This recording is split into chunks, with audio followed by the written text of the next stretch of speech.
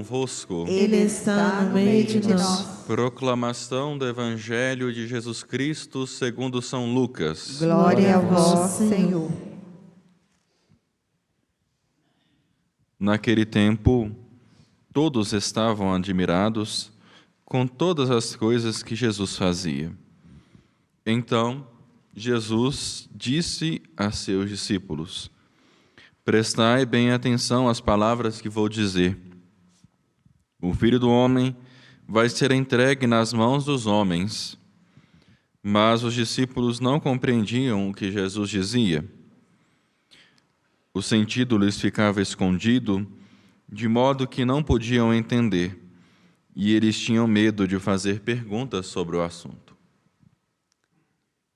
Palavra da salvação. Glória a vós, Senhor. Podem se sentar, aqueles que se encontram aqui. Novamente, cumprimento a cada um de vocês que aqui estão, neste santuário Basílica de Nossa Senhora da Piedade. Povo corajoso para subir a montanha, não enxergando nem um palmo na frente do nariz de tanta neblina que está lá fora, não é verdade? Mas aqui percebemos o aconchego, a tranquilidade e a paz de um santuário, de uma casa de oração e de um lugar do encontro com Deus e com sua Mãe Maria Santíssima. Saudando também a todos vocês que, iniciando este dia do sábado, já ligaram a sua televisão, o seu aparelho celular, para nos acompanhar a missa aqui na Casa da Mãe da Piedade, e alguns trabalhadores que estão indo e vindo para lá e para cá, que nos escutam através das ondas da Rádio América, que agora já é FM 107.1. Amados e amadas de Deus, hoje nós celebramos a memória de um grande santo da Igreja. Não que os outros sejam menores, mas cada um tem a sua importância. Celebramos a memória de São Jerônimo, um homem que dedicou-se à Sagrada Escritura. E agora, encerrando esse mês de setembro, dedicado à Sagrada Escritura, nós celebramos a sua memória para recordar a importância da Palavra de Deus para cada um de nós, enquanto católicos. São Jerônimo foi o responsável, viveu mais ou menos no ano 325, e foi um dos responsáveis, depois de longos anos de estudo e de preparação, para fazer a tradução da Bíblia Vulgata. Se hoje nós temos a Sagrada Escritura em casa, agora nem Bíblia parece que o povo compra mais, né? Tudo agora é Bíblia online. E se nós temos a Sagrada Escritura, nós devemos agradecer a diversos homens dentro da igreja que fizeram com que ela fosse traduzida. Porque não sei vocês, mas eu sei alguma coisa de grego, de hebraico, quase nada. Eu não conseguiria ler a Bíblia no original. Por mais que também o tempo poderia corroer o papiro, né, o papel onde ela foi escrita, o couro de animal onde foi escrito, e não teria acesso a todas as pessoas que quisessem. Quando nós celebramos a memória deste santo, nós devemos recordar a importância da Palavra de Deus para nós enquanto católicos. A importância da presença real do Cristo na Palavra. Nós sabemos que Cristo está de forma real e substancial na Eucaristia, mas Cristo também é Palavra. Por isso que nós falamos que nós devemos nos alimentar deste pão que é a Palavra de Deus. Ler, ruminar, interpretar. Bíblia boa é aquela que está toda rabiscadinha, que está com a folha até já despedaçando, né?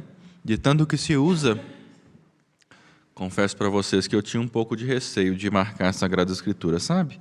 Pegar uma caneta e marcar. Mas depois percebi que ela também é para ser estudada, para ser compreendida. E eu acho que esse é o desafio, nós, enquanto católicos, conhecermos mais da palavra. Olha, Jerônimo foi um grande homem que ajudou na tradução da Sagrada Escritura. A Bíblia antes era uma grande biblioteca. Por isso que ela chama Bíblia, né? Biblios, conjunto de livros. É uma biblioteca. Imaginem uma sala imensa, cheia de rolos, pergaminhos, de couro de animal, um papiro, um papel bem frágil. E a Sagrada Escritura sendo guardada pela igreja. Durante séculos, a igreja sempre foi a guardiã da palavra de Deus. Se nós hoje temos a Bíblia impressa, se nós hoje temos, já foi lançado há pouco a edição da CNBB, uma tradição confiável, é graças à igreja. É graças à igreja que nós temos a Sagrada Escritura, porque ela a guardou, ela a traduziu, ela a proclamou, ela a ensinou. E é pela igreja e com a igreja que nós interpretamos a Sagrada Escritura. Homens de fé que dedicaram tempo para fazer a tradução. Imagina um outro alfabeto, uma outra linguagem, uma outra mentalidade e traduzir todos aqueles livros. E mais ainda, verificar aquilo que não contradizia a fé. Porque nós temos aí muitos evangelhos apócrifos. Aí o padre vai traduzir para vocês, para depois vocês não falar que o padre está falando grego. Porque às vezes a gente fala difícil e o povo não entende. Evangelho apócrifo é aquele que está fora da lista. Por quê? Porque por mais que ele possa conter alguma verdade da fé, ele tem coisas que contradizem a fé. Então eles não podem entrar na lista dos livros da Sagrada Escritura. E assim eles foram considerados fora, fora. Eles estão fora do livro sagrado. Nós temos diversos livros apócrifos, até vimos aí, não vou falar o nome, que depois eles podem processar o padre, né? Então o padre guarda segredo, né? Mas vê aí um filme aí de Jesus que ele ressuscita um passarinho. E tem um evangelho que fala que Jesus matou um passarinho e depois ressuscitou. Matou e ressuscitou. Como que Deus ia fazer isso? Não faria. Então a igreja foi a responsável por juntar todos esses livros que foram escritos e dizer: aí está a verdade. Aí está realmente a Sagrada Escritura. Aí está algo inspirado. E é por isso que há distinção também entre os livros que estão na Bíblia Católica e os 7 livros a menos que estão na Bíblia Protestante. Porque eles pegaram uma tradução onde consideraram alguns livros do determinado território que era considerado inspirado.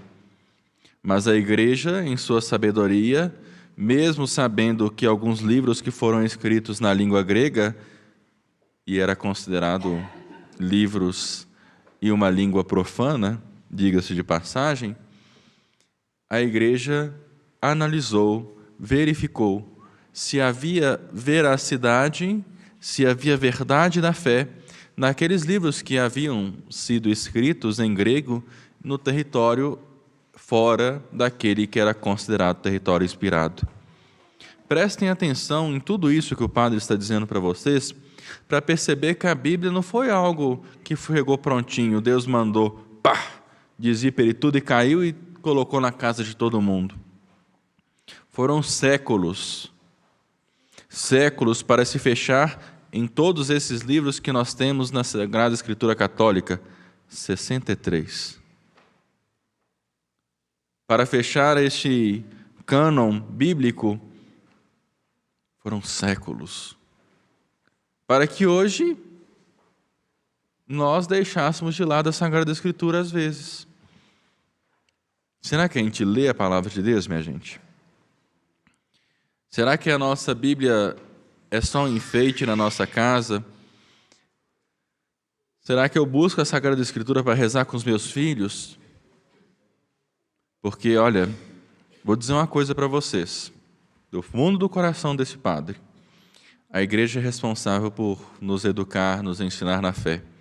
Mas a primeira catequese começa dentro da sua casa, ajudando, ensinando ao seu filho, sua filha a ser um homem, uma mulher de bem. O primeiro catequista de Jesus não foram os homens do templo, foi José e Maria. Vocês educam os filhos de vocês na fé? Ensinam ele aquilo que a igreja acredita, mas também a serem pessoas de fé? Leem a palavra com seus filhos? Ensinam a eles a importância desse livro? Porque é uma vergonha, às vezes, os católicos não sabem nem manusear a Sagrada Escritura. Depois levam um banho dos evangélicos e vêm reclamar depois, né? Ah, preciso disso. Aí o padre faz um curso, faz uma preparação. Ah, mas eu não tenho tempo. É sempre assim, a gente sempre vai arrumar uma desculpa. São Jerônimo foi um homem que dedicou a vida dele para a Sagrada Escritura. Ao olhar para ele hoje, nós busquemos também sermos homens e mulheres da palavra e de palavra. Conhecedores da palavra, nós iremos perceber a eficácia que ela tem em nossa vida. A palavra deve ser proclamada, a palavra deve ser vivida, deve ser meditada, deve ser ensinada, experienciada. Tem um formador meu no seminário, uma vez ele disse uma coisa que eu nunca vou esquecer, Padre Wellington. Ele disse assim uma vez para mim: olha, Diego, a pessoa não precisa mostrar que ela reza, a pessoa não precisa mostrar que ela conhece muito.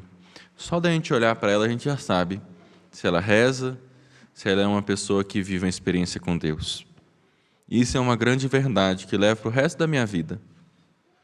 Nós devemos buscar os ensinamentos de Jesus Cristo, não simplesmente fechados em uma doutrina, não, porque a doutrina não é uma camisa de força. Se nós vivermos os mandamentos, se nós conhecermos a palavra, se nós vivermos a palavra, vocês vão perceber que ela não é uma camisa de força, mas ela é algo que nos liberta. A palavra nos liberta, ela nos dá força e nos faz livres, não escravizados em leis, em coisas que nos aprisionam. Não. Quem conhece a palavra percebe algo que nos liberta, é um conhecimento. São Jerônimo uma vez disse que aquele que não conhecia a palavra de Deus, em primeiro lugar, era um ignorante. Porque, além de não conhecer a Sagrada Escritura, não conhecia o próprio Deus.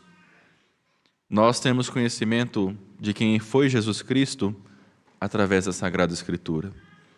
Nós temos conhecimento de como foi a história da salvação através da Sagrada Escritura. Nós conhecemos, como ouvimos nesse Evangelho de hoje, o Filho do Homem vai ser entregue aos homens. Nós conhecemos os relatos da paixão em Mateus, Marcos, João e Lucas através da palavra. Através de homens que dedicaram a vida deles para o Mestre Jesus. E através de muitas pessoas que escreveram esta palavra, que registraram essa história, a fim de que hoje nós a tenhamos.